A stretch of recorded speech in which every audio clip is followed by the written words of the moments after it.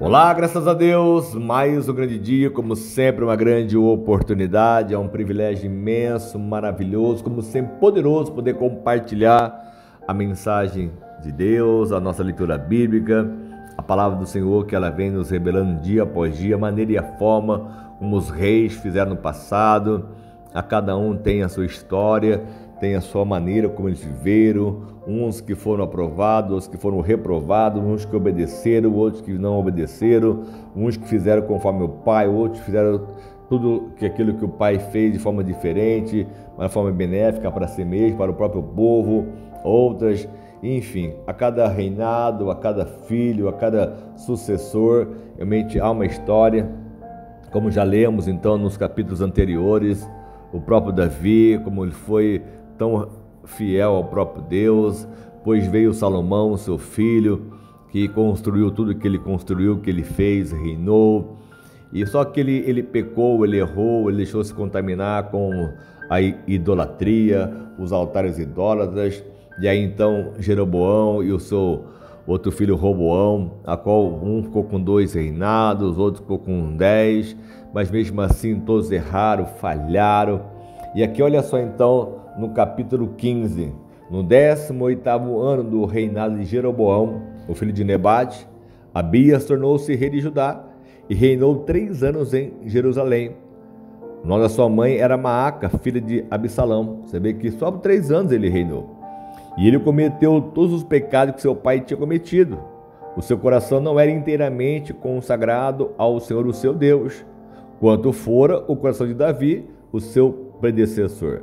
Mas, no entanto, por amor de Davi, o Senhor, o seu Deus, concedeu-lhe uma lâmpada em Jerusalém, dando-lhe um filho como sucessor e fortalecendo Jerusalém.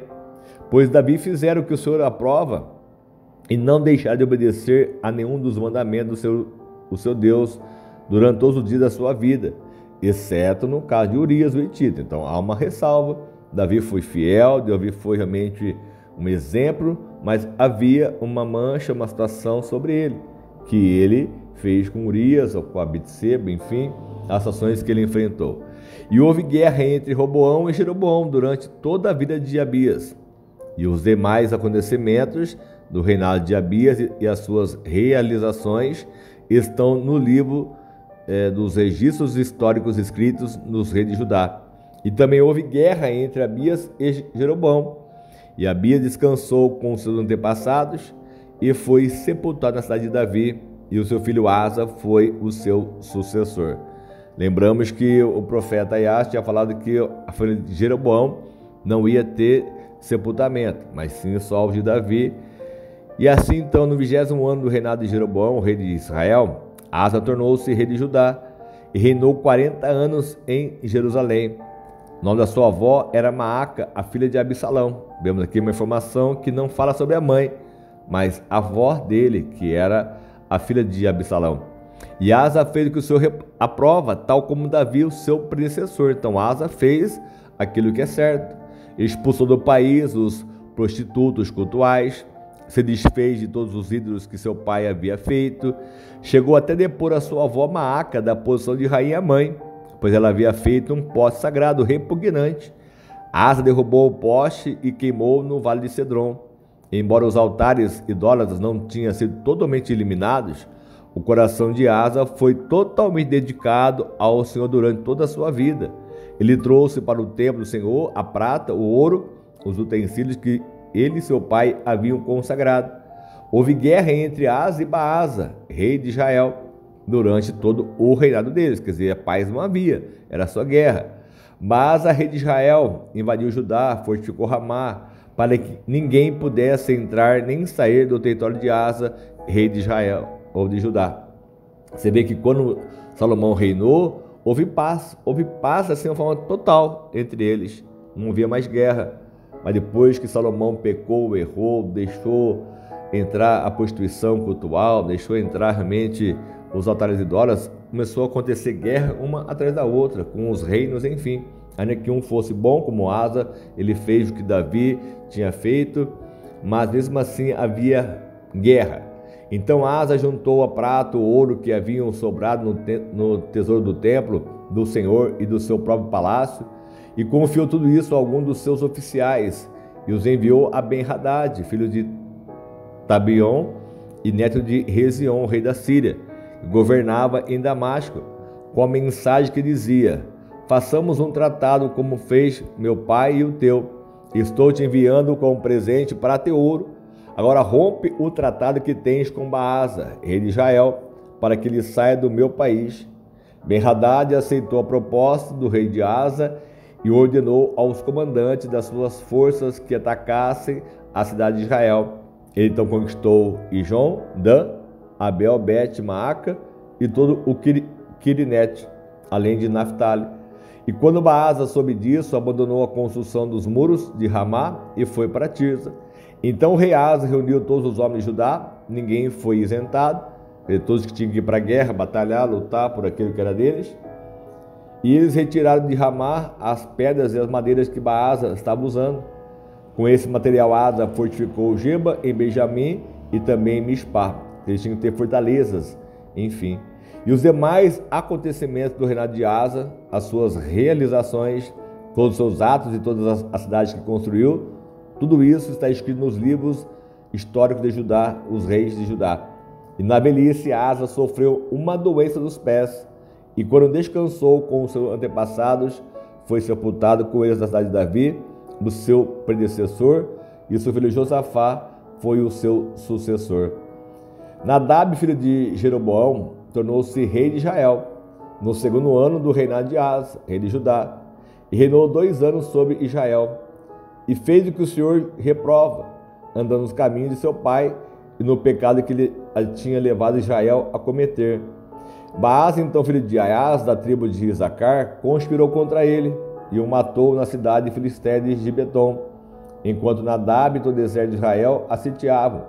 Baasa matou Nadab no 3º ano do seu reinado de Asa, rei de Judá, e foi o seu sucessor. Então aqui a Bíblia dá algumas referências do reinado de um, o tempo do outro, enfim.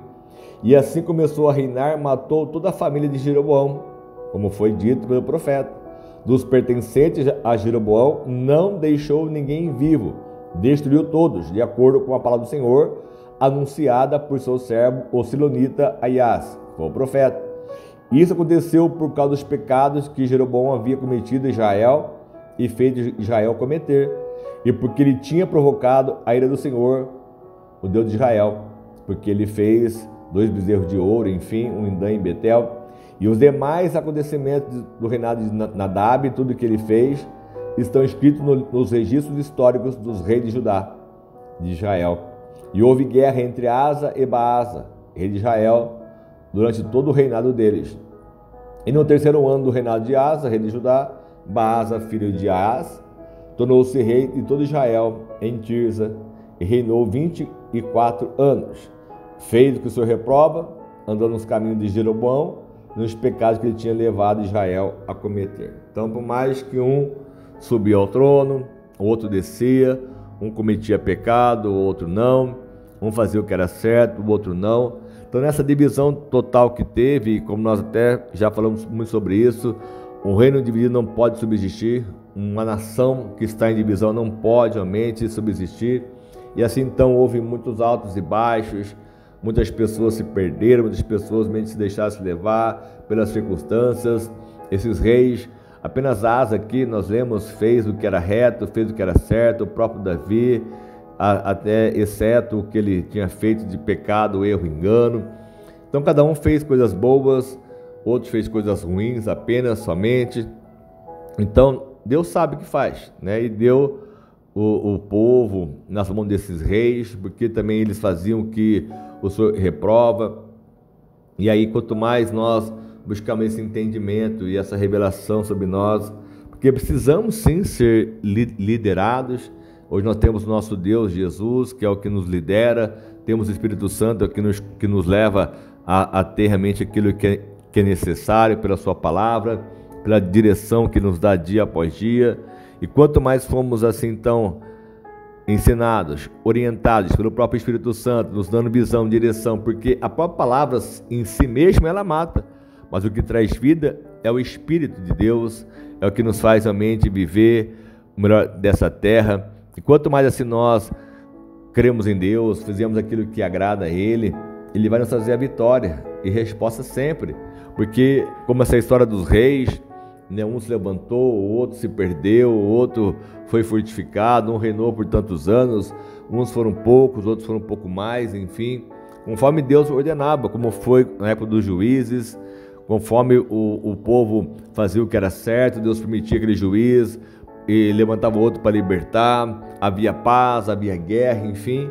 E enquanto houver verão, inverno, houver plantação e colheita, assim haverá a mensagem de Deus diariamente falando no nosso coração, para nos revelar sempre a sua vontade.